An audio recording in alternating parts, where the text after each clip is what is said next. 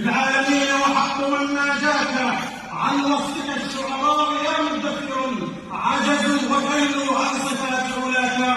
والله لو أن البحار مدادهم والعشب أقلام جعلن لذاك لن تقدر الثقلان تجمع ذرة أبدا وما الصاع إذا إدراكا.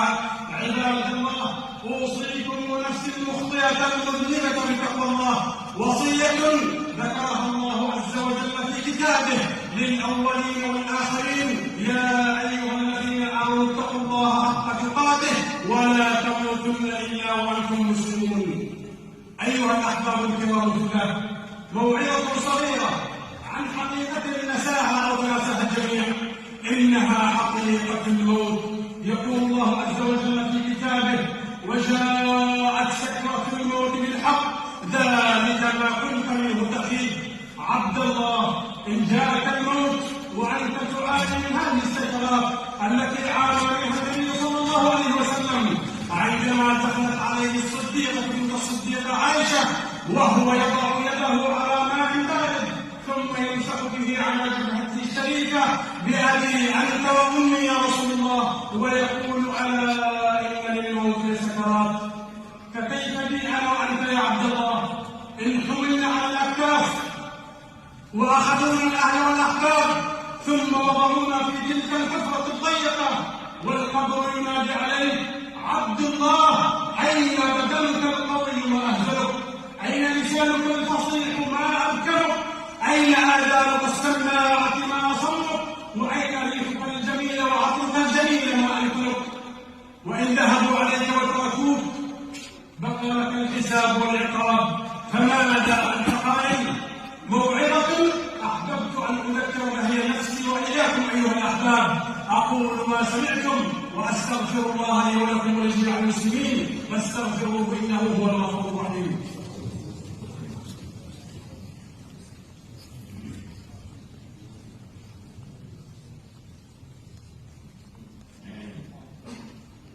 الحمد لله وحده والصلاة والسلام على من لا نبي بعده، وأشهد أن لا إله إلا الله وحده ربي لا شريك له، وأشهد أن محمدا عبده ورسوله صلى الله عليه وسلم. أيها الأحباب، ذات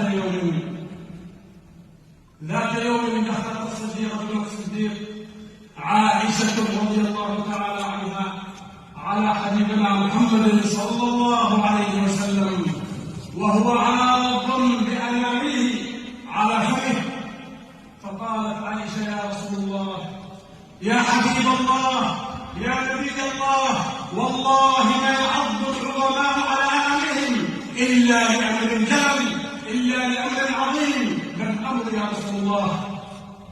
فأجابها صلى الله عليه وسلم: يا عائشة، إنه لأمر عظيم، إنه لأمر جلل كما تذكرين وتقولين وتصدين. يا عائشة، في 3 مواطن تنسى الأم ولدها، وينسى الوالد ولده، وينسى الأخ أخاه والصاحب صاحبه، في يوم يحشر الناس كفاة عراة غرلا. ثم تلقى الله عز وجل: فأما من أوتي كتابه بيمينه فيقول: هذا اقرأوا كتابيه. ثم بكى صلى الله عليه وسلم وأبكى من حوله.